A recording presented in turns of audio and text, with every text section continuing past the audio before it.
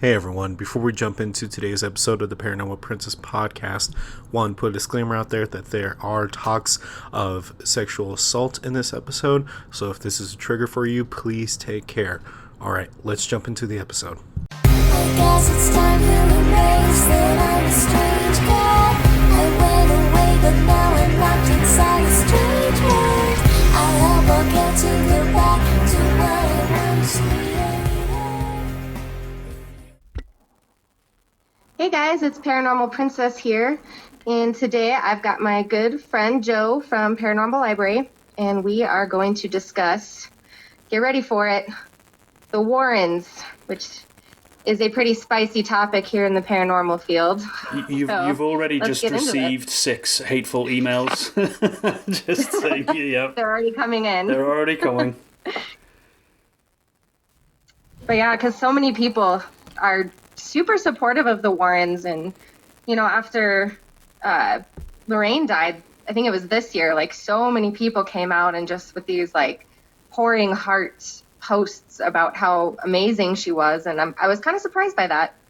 They were definitely held in very high regard, not just necessarily within the paranormal community, even people who were just sort of fans of the Conjuring movies, they held them in very high regard. So, we joke about the hate mail that we're going to receive potentially from maybe some of the less than favourable views, but I think it's probably a reality, Yeah, it really is. I mean, although, I don't know if you saw my post on Facebook, but I had just posted like, hey, for my friends in the paranormal field, like, what do you guys think of the Warrens? Mm-hmm.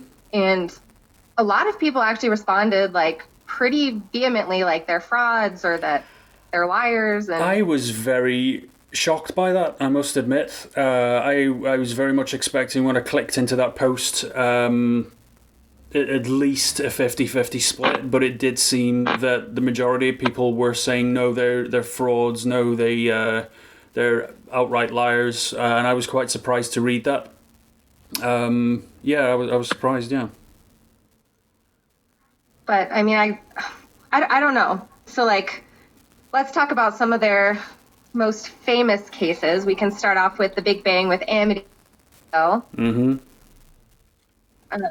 What is your opinion on Amityville? Well, Amityville was the actual book by George Lutz. Amityville was the Amityville Horror was the first book I ever read that was connected to the paranormal. I would have been very young at the time. I couldn't even tell you what age I was. And it terrified me. It was the possibility of what if that terrified me. I'd had my own experiences personally by that point, but the detail that this book went into, it absolutely shook the ground underneath me. As an adult, you kind of look back at that case with more skepticism and more of an investigative eye. And to cut a very long story short, I have to say that in terms of Amityville, the claims that came out of Amityville and the claims that the Warrens made of Amityville, it's all fiction. I have to say, I would have to agree. And I was doing a little bit of reading about Amityville, and from what I could gather, technically the Warrens didn't even go in until like after everything was over. Mm-hmm. Yeah. Like they didn't go in like while the family was still in the house. It was like they were called by a news reporter who had covered the story and worked on prior investigations with them. Yeah. So I thought that was interesting that it was sort of like, it feels to me like it was sort of a like, hey, let's get the Warrens' name on this to try and get like this news story. You do raise a very good point there, where it's like they're brought in as a marketing tool. That's the impression I get with a lot of cases, with Amityville, with Enfield, the same with the Connecticut haunting.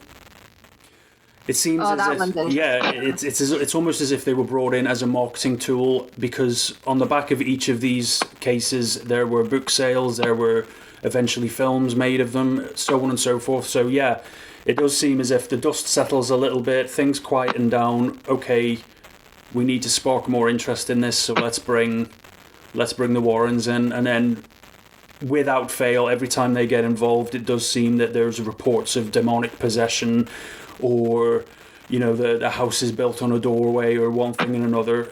So it's not really just Amityville that I would say was a complete work of fiction. I'd say most of the cases they were involved in, especially later in their career, were probably works of complete fiction. I definitely agree. And I think almost in a way, maybe like the Warrens had started out as like legitimate and really believed in what they were doing. But as with so many of the TV shows today and a lot of people that are kind of out for the fame, you start to wonder how honest and like I don't know when, but it's like at some point in their career they started to fudge things because we've both been involved in the paranormal, and to have that many cases that are that extreme, it just seems so unrealistic. Well, very unrealistic, or they're the two luckiest paranormal investigators on the planet. Or unlucky, depending on the way you look at it, of course. But I agree with you in the sense that I've no doubt early on in their career their interest was genuine. I've no doubt in my mind that they experienced some very unusual, unexplainable things. But when it comes to the big cases that everybody knows them for, I can't help but think that they are complete works of fiction. I can't remember where I read this, but there was a family lawyer that was involved in the Lutz's family businesses. I can't remember whether it was something to do with the book deals or whether there was some sort of court case outside of the business agreement on the book deal. I can't remember who it was, but whoever this person was, he was a lawyer to the Lutz family. And he himself went on record and said that the entire Amityville horror, the hauntings, everything that happened, was made up because the main goal of George Lutz and his wife, Kathy, I think her name was. Kathy. Their main goal was move into this house, we'll generate this story, we're going to make money. And that's a lawyer who went on record and said, no, that it was complete fiction. They made it up for book deals, for movie deals, etc., etc. So if you're going to have a lawyer who's going to go on record and say that, I think there's a huge question mark that is then left hanging over everything that the Warrens are then later involved in. Oh yeah, and even I think it was the Enfield haunting. They wrote a book about that, and they had like a ghostwriter, and the ghostwriter pretty much came out and said that he was told to kind of fudge things. Yep. Like make up whatever he needed to make. I was trying to find, I wrote it down somewhere.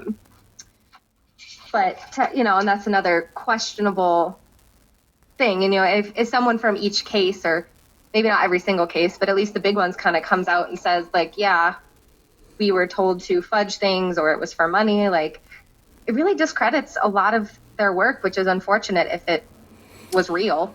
Well, that's it. And unfortunately, I think with an investigative eye, as soon as one example, or in this case, a paranormal investigation, is kind of smudged with at least the possibility that, okay, this was a complete hoax, then it kind of smears everything that they do beyond that point. What's interesting about what you just said there about having a writer, and they were prepared for someone to be there to make a note of what was going on already, possibly, likely, with a view of a book in mind, is the fact as well that Playfair, who was one of the investigators at the Enfield case, which actually, I made a mistake. The writer that came out and said that was actually about the Snedeker house, the haunting in Connecticut. Okay, that's where the writer was told to lie. But regardless. But still, still relevant to what you were saying. Playfair, who was one of the investigators who came from the Society of Psychical Research, when he was first introduced to Ed Warren, says he went on record in numerous interviews and said he immediately had a disliking for the guy, because one of the first things that Ed apparently said to him was, if you play your cards right, you could make a lot of money from this. Obviously, I'm paraphrasing. And obviously at that point, Playfair says, well, that's not why we're here. Apparently, Playfair then left the Enfield house for a number of days so that the Warrens could do whatever they felt they needed to do and just let them leave because he didn't want to interact with them on any level. And that's very interesting, the fact that the one example of communication between Playfair and the Warrens was about money. Yep. And I have some respect for Playfair. I think that he was legitimate. I have some trust in him. I have no reason to disbelieve him. Yeah. So to hear that come from him, it's sort of like, oh, well, that's great. Yeah. But the whole Enfield case in itself, I mean, my opinion on that is that it started off as a legitimate concern by the family who were resident at the home. But then the rest of it, as soon as the media got involved, as soon as the police were called, and then the media sort of followed not far behind the police. I think as soon as that attention came to the house, they felt almost pressured to put on a bit of a show because they didn't want to look foolish. I don't think there was probably anything really going on at the Enfield house, if I'm going to be completely honest. The official report from the SPR, the Society of Psychical Research, was that because they had witnessed the children of the house faking so much stuff whilst they were there, that they had to deem the entire case. Now, this is the SPR, this isn't Maurice Grosse and Playfair, but the society, Right. the society, from what I understand, officially put a hoax stamp on the thing and said no, that the whole thing is debunked. But in terms of individuals, I believe obviously Maurice and Playfair do believe, up until the point that they died, that there was something strange going on. However, what the common thread there is the society are saying that no, we're going to have to label the whole thing as a hoax. You have the two investigators who were saying there's something going on, but we can't really place it because of all the hoaxes that were happening whilst we were doing the investigation. But then you have the Warrens coming in behind and saying that it was demonic and there were demonic possessions and it was all the work of the devil. And even Playfair, in an interview I listen to regularly, actually, that you put me onto, said that Oh, yeah. yeah, as soon as they came in, they started talking about demonic possession, and at that point he was like, I'm done. You do what you've got to do. I'll be back in a few days. He just wasn't interested. So yeah, it just Which seemed... I don't blame him. No, I don't blame them either. But there does definitely seem to be a pattern of we don't know what's going on, and then the Warrens coming in, and suddenly there's a demonic orgy going on. It just seems like that there is this pattern that follows them around. Obviously, Which I think that part of that has to do with their like super strong religious convictions. I think that gets in the way of their ability to be able to be scientific about it. and be objective. I 100% agree with you on that. 100% agree. Well, the only thing that kind of freaks me out about the Enfield case is when I was doing a little bit of research, I listened to some of the tapes from Playfair, Mm-hmm. and they're definitely pretty disturbing. And I mean, who knows if they're 100% legitimate? But I feel like back then there wasn't as much technology to tinker with things. I mean, I'm sure there were still ways, but they were definitely gave me some goosebumps. They're disturbing. You're talking about the supposed spirit of Bill, I think his name was, coming through, channeling through the little girl. Yeah. Oh no, yeah, it's the voice alone is quite disturbing. But the only issue I have is if you watch the video footage that lines up with the audio. You look at the little girl's face and ask me, is it genuine? And it's so hard to tell because I did see part of the tapes as well, and it almost looks like she's smiling a little Yes, bit. as if she's trying to hold back the laughter when they're making these recordings. And I know at the time, I think it was Maurice who was saying that there's no way the little girl could fake this voice without damaging her throat.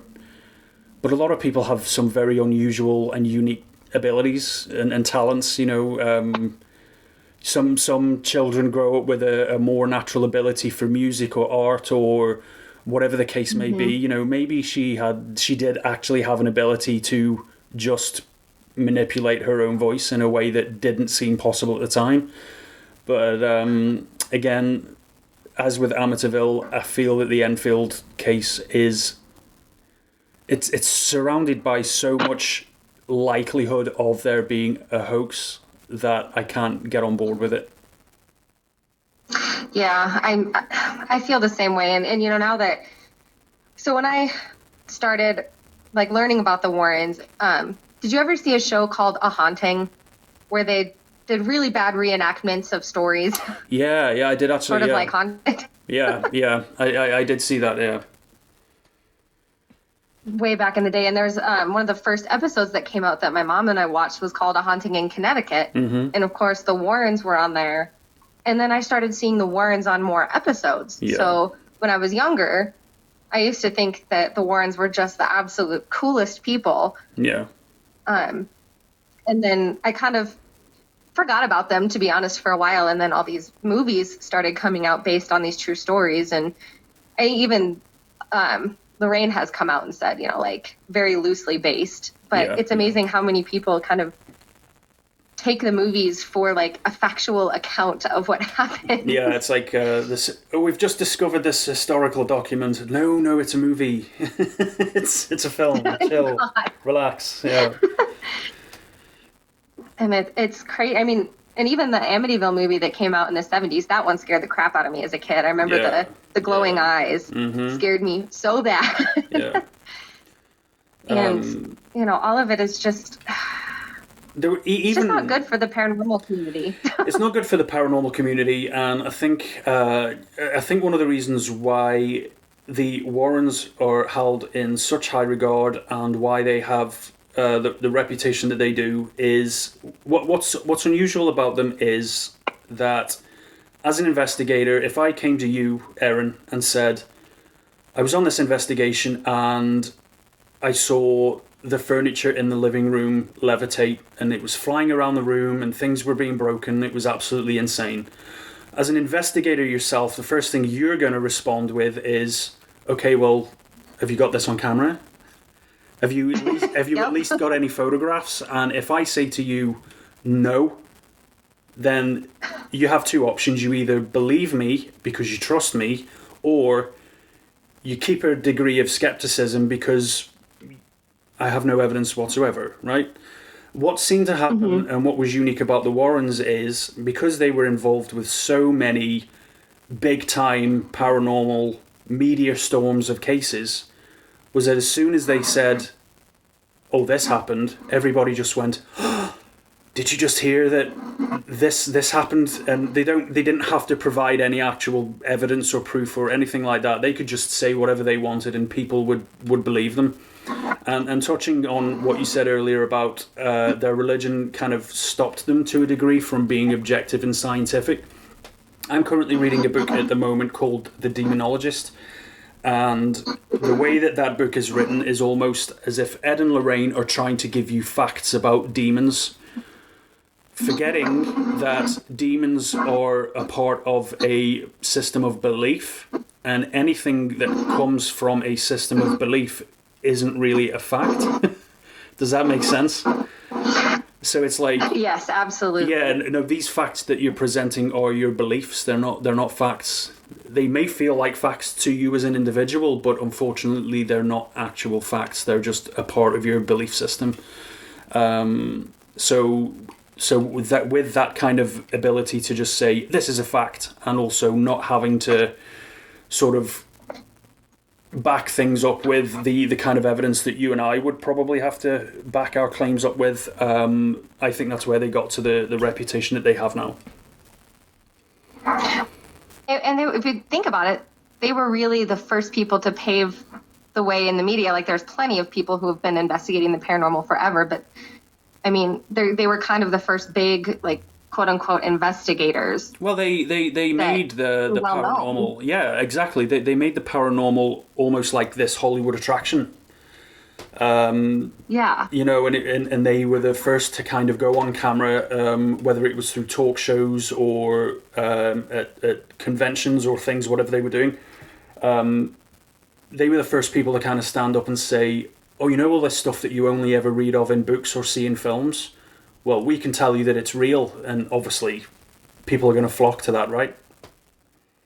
Oh, yeah. And people, and, you know, I've read a lot of books about back in like the 1800s and 1900s, like the whole like seance thing was such a popular thing. Like people would literally have seance parties and, you know, people, again, those were like probably all hoaxes because the tables would lift and shake and people, the medium would become possessed. And so, I mean, it's kind of always been a thing, but I think now that there's so much more media, like up until today, I mean, you've got Zach Bagans, who's pretty much doing exactly what the Warrens did. Mm-hmm. Yeah. Just on like a higher level. And they both have their museum of possessed items. And which, you know what, even with my skepticism towards the work and claims of the Warrens, I would love to go to their museum, I must admit. I would like to. Oh, absolutely. You see, the thing is, I'm a fan of their work in terms of the stories behind their work, but I view them as just that, just stories. I don't view them as being, you know, legitimate examples of paranormal research or activity. But even saying that... And there could be some truth. Like, there's probably a grain of truth. Like, usually at the center of any story, like, the center of it is truth, and then it just grows these arms that become lies and lies. And what you said earlier on, and I completely agree with you, I've no doubt in the beginning, their interest and their aims and their goals in what they were doing did start off as legitimate. But as soon as dollar signs started to flash in their eyes and they realised that there was money to be made, I think it kind of went askew from there. As it always does, money corrupts people. Well, that's it. And it's something as fragile as a claim of the paranormal.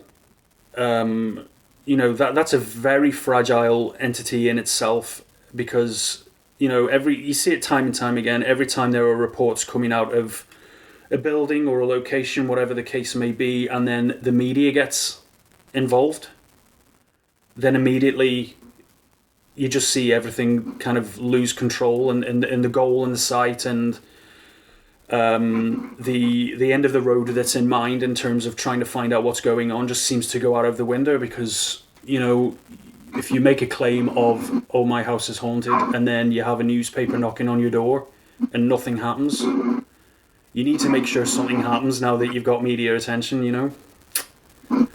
And I think that's unfortunate. Yes.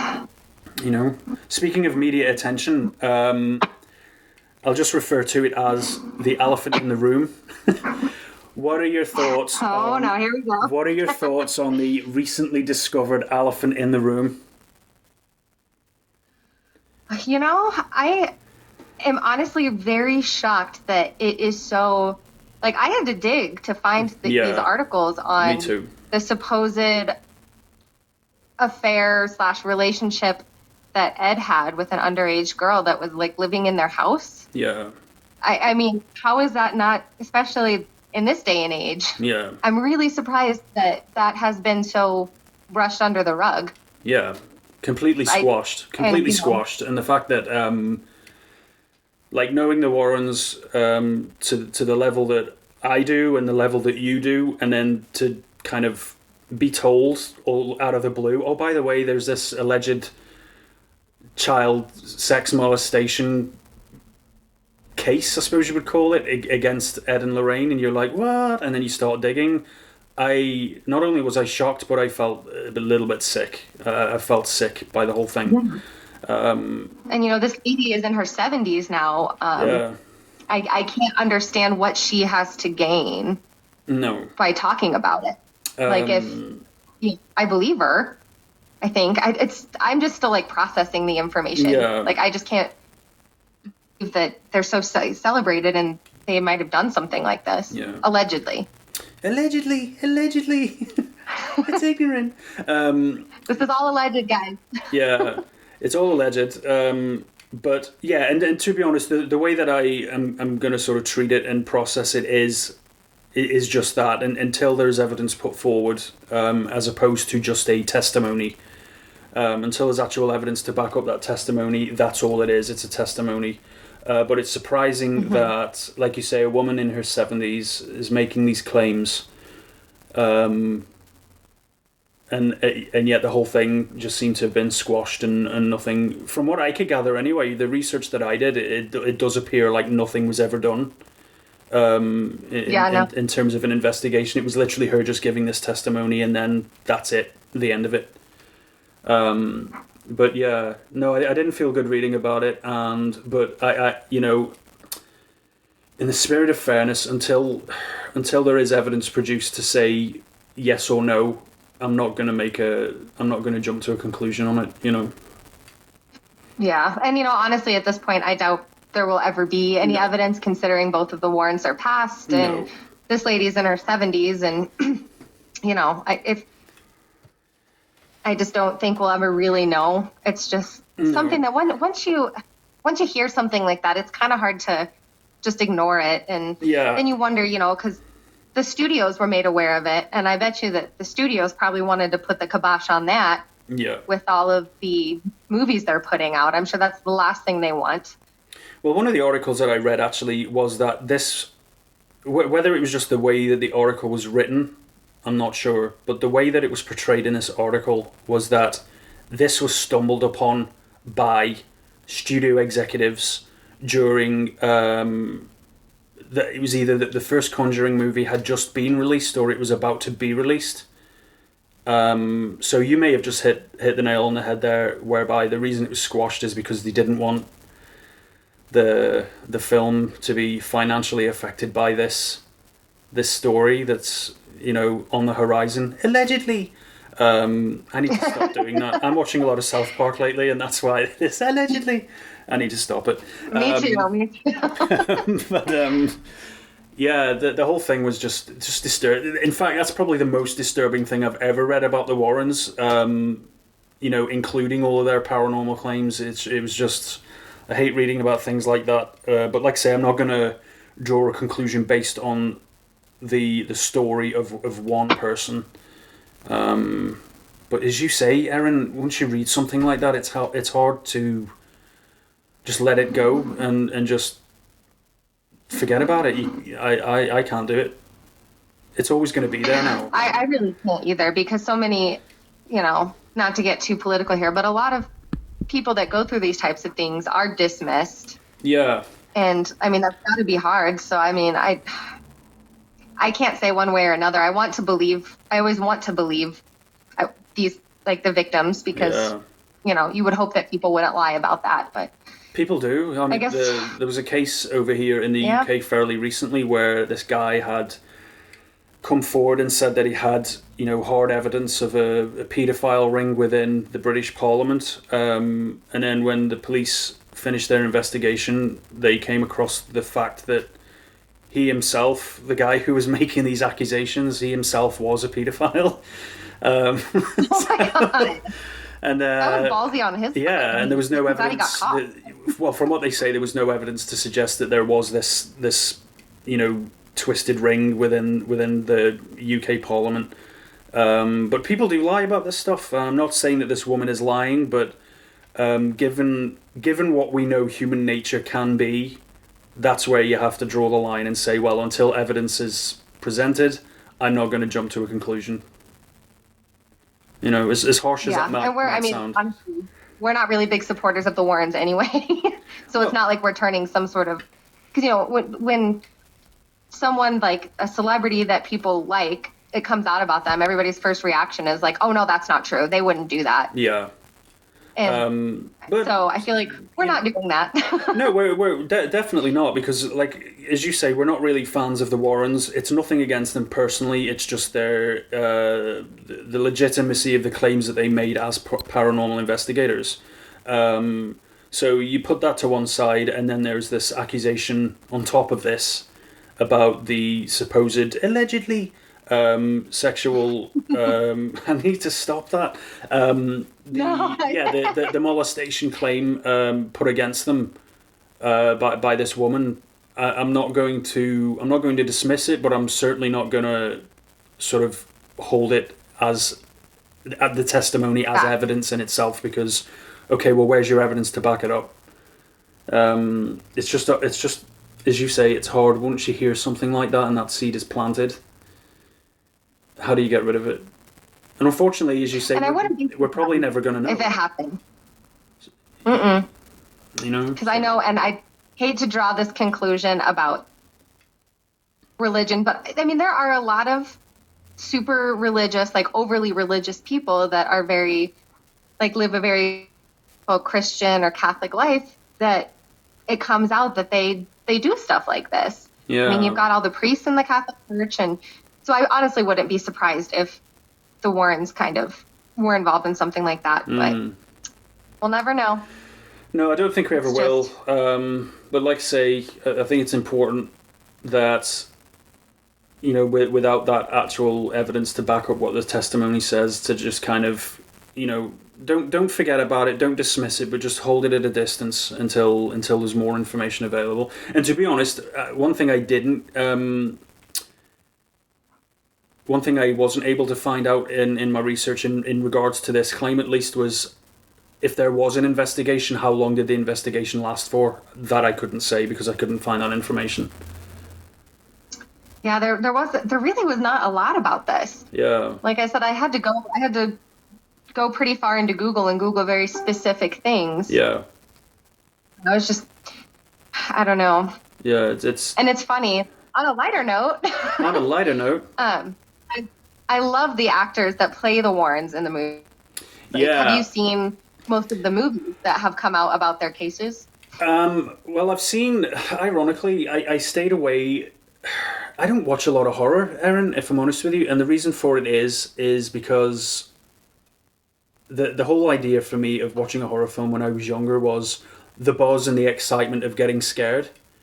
That doesn't happen anymore. You know, I don't want to try and sound like the ultimate macho man, but it doesn't happen anymore. So, like, when the Conjuring films came out, I kind of just, I wasn't really that interested, because, you know, it's all in all, you know, whether based on a true story or not, it is a horror film.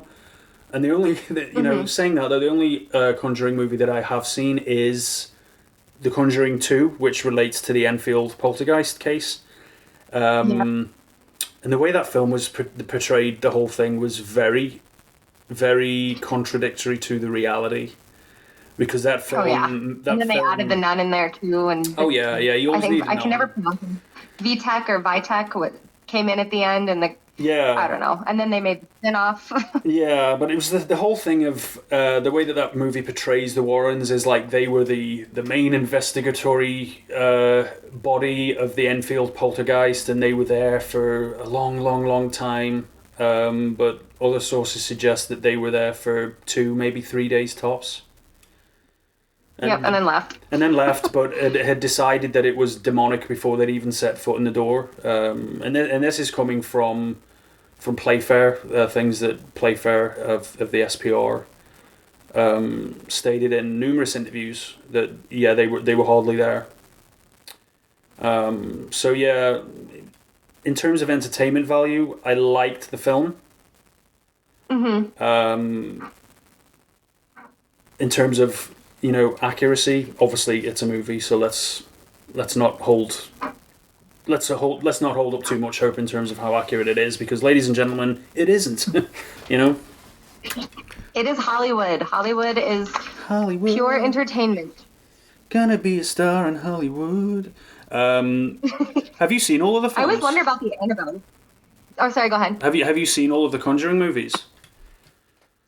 Yeah, I've seen the 2 Conjuring movies. I saw the first Annabelle, and I've seen the Amityville horror movies, but I don't think the Warrens weren't in those ones or portrayed in those ones. No, they weren't. No. I hated Annabelle. I absolutely hate the Annabelle movies. They're so ridiculous. I never saw them. Not worth a watch. No, but do you know what's interesting about the Annabelle case itself? And I say interesting in and it's not really that interesting because it kind of takes it kind of takes the interest out of the whole thing. But anyway, I was researching the case, and as I say, I'm currently reading this book about the Warrens at the moment, and the way that book is written, and what you're reading is ultimately an interview by the author. He's interviewing the Warrens. That's where most of the book comes from, and the way that Ed and Lorraine put this. The Annabelle case across to the guy who wrote this book is that they went into the house. The people living in the house had told them that weird stuff is happening. We've bought this doll. This doll is appearing in rooms in the house that we never let. It's moving on its own accord, etc., etc. And it seems that with almost immediate effect, they had decided that the Annabelle doll was possessed by a demon. Of course they did. But the way it's written suggests that there was no real investigation done. It was just, okay, so you're telling us A, B, and C? It's a demon. And Who did that sound like in 2019? Yeah, I know, but it was just very interesting for me to read this because it was like, right, it couldn't have been, the way it's written, it would suggest that it couldn't have been more than a few hours of sitting and talking to the people who owned the Annabelle doll. And the conclusion was drawn that it's demonic, and then again, obviously there was media attention even back then about the doll, paranormal investigators. I mean, you attach the word demonic to things, and people go nuts when they hear demonic. Yeah, and that coupled with, I think they had a very, very deep understanding on what made interesting news. I think that's what it boils down to. They knew what people wanted to read. And let's be honest, it kind of touches on what I was mentioning a moment ago about why people watch horror films. It's because of the buzz and the excitement of being scared. I think they tapped into that. Yeah, that's why everyone watches them. And I think the Warrens kind of understood that and could apply that kind of psychology to their work and their claims. And, if you wanted to, you just... get in touch with a newspaper and say, hey, this thing is happening. Well, what is it? Oh, it's demonic. Boom. There's your attention. You've got it. And then, once the Warrens kind of had a name for themselves, they could say anything, and people were probably like 100% behind it. And like I said, even today, there's so many people that are so supportive of the Warrens, which, people can have their own opinions. I respect that. That's totally fine. Yeah. But as investigators and as human beings, we should do our best to try and, do our research. Yeah. Try and figure out what's research and what's not. And people just seem to give this card to the Warrens, like, they're fine, whatever they say goes. Yeah, and that kind of goes back to what we were saying earlier, Eryn, about how they kind of transcended the requirement of producing evidence to back up claims. As you say, it was just like, well, if Ed and Lorraine say it, then it must be true. Which, I don't know,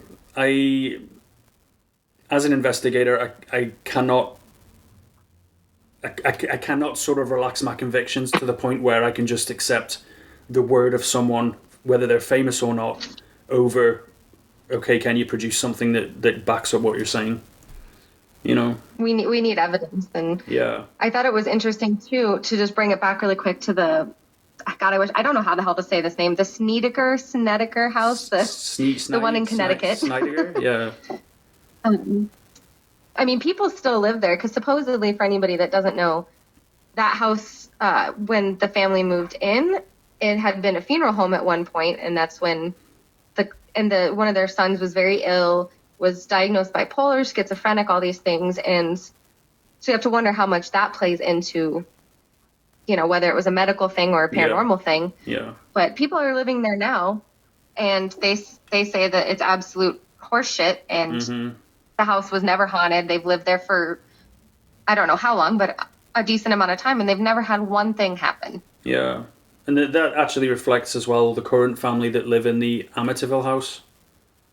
They said that, time and time again, no, there's nothing here. There's nothing wrong with the house. There's no demons. There's no spirits of angry Native Americans, because that was another claim that was made about the Amityville house. in relation to that, the Connecticut haunting, I remember an interview with one of the friends of the kids who were living in the house. So one of the claims that the kids were making was that they couldn't escape this. Even if they left the house, the spirits that were supposedly in the house were following them to places. And one of the kids had made some claim that they'd gone to the cinema with their friends and all of a sudden they were getting scratched and having their hair pulled by one of these entities. And they had to just get up and run out of the cinema. And then this interview that I watched was with one of those friends, and they just went, no, that never happened. So I don't, it's just interesting to me that it's another case where it's kind of held up at this super active level of demonic or negative spirit activity. And then on the flip side, there's a number of people who are going, no, that's not the case. That seems to be something that follows the Warrens' work around a lot.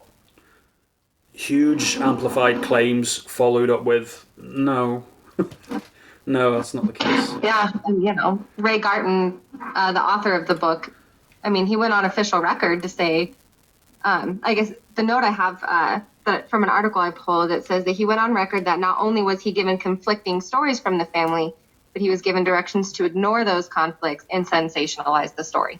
Yeah. That's like a direct, I guess, quote. Yeah. So, and I don't know why an author would come out and do that and say that. If anything, that damages their own reputation. It's, they're not making any money from that. And again, because there seems to be a certain degree of a level of patterns forming here, obviously because we're discussing the Warrens and their work, it kind of reflects what you just said on something that was reported out of the Enfield poltergeist case, where the kids went to the media, because obviously there were media parked outside the house for the majority of the investigation, from what I can gather, and the kids eventually did go up to some newspaper and say, yeah, we're faking it. They actually said, yeah, we're faking it. Sorry. And then, from my understanding from the research that I did in relation to this, Maurice Grosse and it's Gary Playfair. I think his first name was Gary. Guy. What was it? Guy. Guy Lyon Playfair. That's it. They, from what I can gather and from the research that I've done, kind of said to the kids, no, you need to go back out there and retract what you just said. But by that point, the SPR had already received word that the kids had done this, and they just went, the whole thing's a hoax. So again, it's this whole... Which you kind of have to do. Sorry? I said I think you, in that kind of situation, you kind of have to. Even if there was real activity, yeah, the fact that there's some untruth around it, like, you can't really... It doesn't matter. You have to just claim it as hoax. Yeah, the whole thing is smeared from that point on. So, looking at the Amityville case, the lawyer has come out and said, from the research that I did, a lawyer related to the Lutz family came out and said the whole thing was made up for money, for the sake of making profit, but then the Warrens still claim that there was demonic activity at the house. Then you have the Enfield poltergeist, where the SPR officially put a hoax stamp on the whole thing. But then the Warrens still said, no, there's something demonic here. And then you have the Connecticut haunting, where, information's come out where it's like, well, we're getting conflicting stories. Maybe the whole thing is made up, but they claim, no, there's still demonic activity here. There's a pattern forming. You see where I'm going with this? That's not to say that, like, say, everything that they, put their hands on is completely made up or work of fiction. But in terms of the big cases that are now being turned into movies, I think, yeah, you have to say that a lot of this was manufactured for the moolah, Unfortunately. Yeah. I guess that's our final thoughts here. What is your final thought on all this? I just think we should all get along. No. My final thought is drugs are bad. No, I think in terms of the Warrens, the work that they've done, and the fact that most of their work is ultimately surrounded by media attention, even back in the 70s and 80s. The fact that the media is surrounding what they were doing, take it as that, it's media. Take everything with a pinch of salt, you know. And that goes with, you know, famous investigators even today, you know, just take it with a pinch of salt, because their priority isn't to be legitimate or to stick to the facts. Their priority is ratings. So that would be my final thought. I mean, you know, credit to the Warrens for, you know, bringing the paranormal, the science, I suppose you would call it, of the paranormal to the forefront, and making, you know, certainly playing a part in helping it to become what it is today. Obviously, they made it very popular, and more people became interested in the paranormal because of them. That is the credit I would give them. But in terms of the legitimacy of what they did, especially in and around the 70s and 80s, I wouldn't say that there's much of a legitimacy there, if I'm honest with you. Yeah, I would have to agree with that. It's give credit where credit's due. They did a lot for bringing the paranormal field to what it is today, which I guess could be a good or bad thing. Yeah, that's true. I mean, that's a whole conversation on its own, isn't it? But I think my final thought on that is just do your research, people. Like, unfortunately, not everything we see on TV or that you know hear in the media, and especially movies, they're not very accurate. Based on a true story is probably maybe the names of the people. Yeah. It's a very small thing. Yeah, that's very true. Yeah. Yeah. Speaking of based on a true story, were there ever any claims made by the Warrens of a demonic nun following them around? I don't think, I mean, don't quote me on this, but I'm pretty sure that was kind of its own spin-off. I don't think it necessarily had to do with the Warrens, and I don't even think they're actually in the Nun movie. I never saw that one. Okay. But the thing is, you know... I could be wrong. You know, if... I don't know. I've read, in the book I'm reading at the moment, there was something mentioned about a nun. Or a nun visiting him in his office or something. I can't remember. I don't know, but... Again, you know, I think the main role of that nun in the movies, the main purpose of that is, you know, if you want to sell something, put a sexy nun on it, you know. So, I do love the actress that plays the nun. She's in does work with David Lynch, so she's good in my book. Yeah. I do think that part of The Conjuring 2, I think it is, where Ed Warren is in his office and he has this feeling that he's being watched, and he turns around and he looks at the painting on the wall, and then the hands come from around the painting and they like hold the frame. I thought, actually, you know, in terms of imagery, that is pretty cool. That is pretty good. I quite like that. I mean, they were good movies. I enjoyed them for like entertainment value. Movies, great. So. But in terms of, you know, historical accuracy, nah. Hell no. Yeah. Well, I really appreciate you coming on today and talking with me. Thank you so much for asking me to do this. I would love to have you back, you know, fairly regularly to discuss hot trend topics in the paranormal world or anything else. Facebook, I think you have a good head on your shoulders. Yeah. No, thank you so much for asking me to do this. I really appreciate it. I've enjoyed talking about this. This is something that has kind of been swimming around my head for a long time, that being, you know, the legitimacy of the Warrens and their claims. And I'm expecting some kind of backlash on this, but I don't care. Oh, I'm sure we'll get some. I don't care. But no, I appreciate you asking me to do this, Eryn. I really appreciate it. Thank you. Of course. Well, thanks everybody for listening. Please consider subscribing to the Punk Rock Horror Podcast Patreon. We're all taking a break in the month of December, so this will be my last episode here for 2019, but I'm planning on some really cool stuff for next year, and I hope that everybody has a great holiday, and I'll talk to you guys soon.